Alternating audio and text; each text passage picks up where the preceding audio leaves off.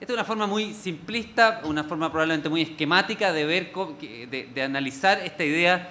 más cíclica de lo que realmente está ocurriendo en la economía mundial y que contrasta un poco, aunque no necesariamente están 100% contrapuestas con esta idea de que lo que hemos estado viendo en la economía es más bien un cambio estructural. ¿Qué es lo que ha pasado en las últimas semanas? Lo que ha pasado en las últimas semanas o en los últimos meses, en realidad, es que yo partí, si se acuerdan este diagrama, desde el mercado inmobiliario, como sugiriendo que todo nace de la inflación de precios del mercado inmobiliario que genera esta sensación de riqueza. Lo cierto es que el sector inmobiliario en Estados Unidos está hoy día en recesión. Los permisos de construcción han caído fuertemente, como ustedes vieron en las gráficas anteriores, y los precios de las viviendas en Estados Unidos este año 2007 probablemente van a caer en términos nominales, y va a ser la primera caída en términos nominales que estos precios van a tener desde que se tienen estadísticas del sector de efectivamente precios de vivienda en Estados Unidos. Por lo tanto, la causa original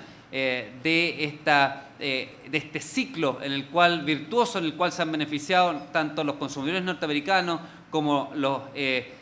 como China como país en el sentido de crecimiento, los países exportadores de commodities proveyendo sus materias primas a estas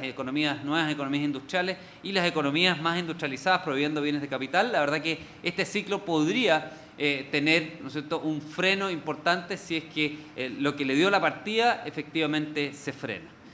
¿Qué es lo que está ocurriendo? Es que básicamente se pensaba que podía estar encapsulado este problema en el sector inmobiliario en Estados Unidos, encapsulado solamente a los problemas de las hipotecas de alto riesgo. Lo que hemos visto en las últimas semanas es que ha permeado hacia mayor riesgo financiero en todas sus dimensiones. Hoy día el sector financiero está bastante más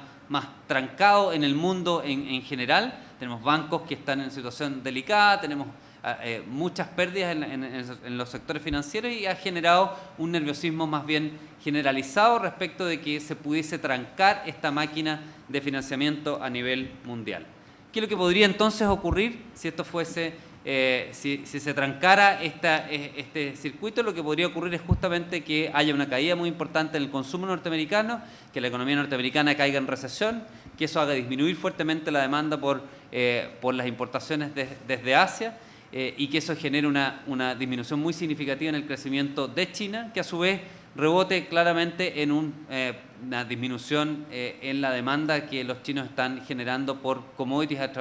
alrededor del mundo, y baje significativamente el precio de los commodities. Nos afecta a nosotros como país, ¿no es cierto?, el precio del cobre y a los países productores de commodities, y que a su vez los problemas de la economía china reboten en que estas compras de bienes de capital a la economía japonesa, a la economía alemana y a otras economías que son productores de bienes de capital disminuyan, y que además, ¿no es cierto?, hayan problemas de pago de los compromisos que se hayan adquirido en esas compras de bienes de capital. Si ese fuese el caso, entonces analistas como Greenspan, analistas como los que están prediciendo que pudiera venir una recesión internacional tendrían razón, y efectivamente eso sería lo que estaríamos en presencia del inicio, ¿no es cierto?, de un ciclo en el cual este ciclo de inflación producido por el exceso de liquidez se revertiría, y tendríamos un periodo recesivo. Ahora, hay una hipótesis optimista 2, porque la hipótesis optimista 1, ¿no es cierto?, es que en verdad este ciclo que yo he descrito aquí es un ciclo relativamente, puede ser cierto, pero es pequeño, no es suficientemente grande como a afectar a la economía mundial, y que de hecho, ¿no es cierto?, la hipótesis optimista 1 diría, mira, a pesar de que esto que usted está describiendo acá es cierto, las economías del mundo tienen sustento más allá de lo que esté ocurriendo en Estados Unidos. Estados Unidos es un actor relevante, pero no tiene la fuerza que tenía antes, y por lo tanto los mercados locales internos de China, los mercados locales internos de Europa y los mercados, ¿no es cierto?, locales de cada uno de los países tienen la fuerza suficiente como para sostener la demanda a nivel mundial, aun cuando esta demanda se caiga desde el lado de Estados Unidos. Esa es la hipótesis optimista 1. Hay una hipótesis optimista 2,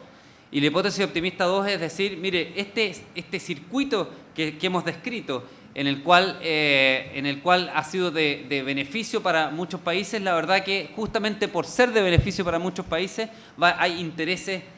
a nivel de la economía global de que se mantenga. de que se sostenga este mismo circuito. Y por lo tanto van a haber esfuerzos grandes de los bancos centrales a nivel mundial y de las autoridades políticas a nivel mundial, de tal manera de que este engranaje no se rompa y de que podamos seguir, ¿no es cierto?, viviendo de alguna manera esta bonanza de la economía mundial, porque ha sido beneficiosa para todos. Como ustedes ven acá, ha sido beneficiosa para Estados Unidos en el sentido de generar, de poder financiar el consumo de los consumidores norteamericanos, ha sido beneficioso para las pretensiones de desarrollo de China, ha sido extremadamente beneficioso para países como Chile, que son exportadores de commodities, y sin duda ha permitido que los aletargados economías de Alemania y Japón, ¿no es cierto?, tengan nuevamente un resurgimiento. Y dado eso, esta hipótesis de que se van a confabular a nivel mundial los bancos centrales y los estamentos políticos de tal manera de proveer la liquidez suficiente a estos mercados, de proveer el salvataje suficiente a los mercados de tal manera de que no se rompa este ciclo, también tiene algún sustento, y ahí entra toda esta discusión que hemos visto últimamente en los medios respecto de qué tan activo deben ser los bancos centrales en salvar al sector financiero de tal manera de que no se rompa este ciclo. A mi opinión en particular es que es muy probable que esto que hemos descrito como una bonanza producida por este aumento de liquidez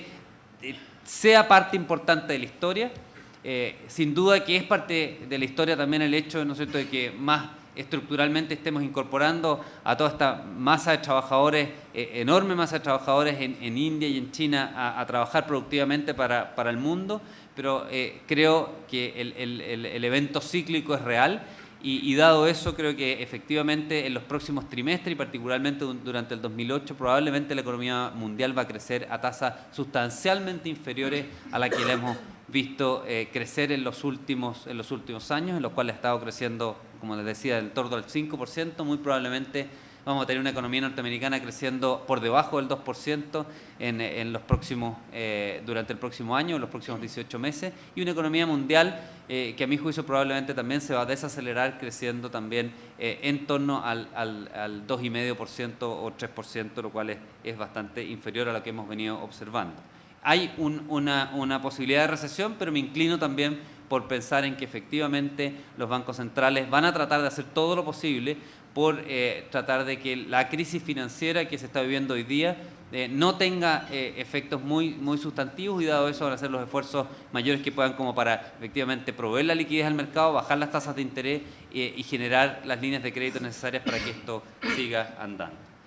En este panorama en el cual vemos hacia adelante, o yo particularmente hacia adelante, una desaceleración importante de la economía mundial y potencialmente, ¿no es cierto?, una normalización en el precio de los commodities, Chile no queda ajeno al hecho de que tenemos que actuar sobre la base de cautela. Lo único que estamos diciendo acá es que efectivamente reconocemos que la probabilidad de que el alza del precio del cobre sea un fenómeno cíclico es real, y que eventualmente el precio del cobre vuelva a nivel, en algún minuto vuelva a niveles de $1 o $1,50, es también real. Y si tenemos esa posibilidad, y esa posibilidad es real, quiere decir que nuestras finanzas públicas las tenemos que manejar suponiendo, ¿no es cierto?, que ese es un escenario, y conservadoramente implica que tenemos que tener un presupuesto que considere este fenómeno cíclico y por lo tanto asuma que no van a ser permanentes los ingresos que estamos recibiendo, especialmente por el cobre, pero particularmente por la vía de toda la exportación de todos los commodities. Creo que esa es efectivamente la forma en que se está manejando la política fiscal, particularmente la regla de superávit estructural plantea justamente eso, plantea que nos tenemos que gastar los recursos que son solamente permanentes en el ingreso nacional, y hemos asumido que el nivel permanente de precio del cobre está del orden de $1,2, y $1,3 es la nueva cifra, o $1,35 es la nueva cifra, y obviamente es un precio sustancialmente inferior al que estamos observando en el mercado, así que desde ese punto de vista creo que nuestra política fiscal ya está incorporando esta cautela que nosotros vemos hoy día en los mercados internacionales, o que derivamos de los mercados internacionales, y dado eso me parece que estamos manejando las cosas como se debieran, y creo que esa es probablemente la principal lección que uno pudiera sacar de las turbulencias que están surgiendo acá. Es probablemente un apoyo a quienes han sido más cautelosos en la visión del manejo de las finanzas públicas, y probablemente una luz de alerta a quienes han sido mucho más audaces en proponer, en pensar que esta bonanza que está viviendo Chile es una bonanza permanente y que por lo tanto podemos gastar mucho más de lo que estamos gastando, y podemos gastar en forma mucho más rápida de lo que estamos gastando.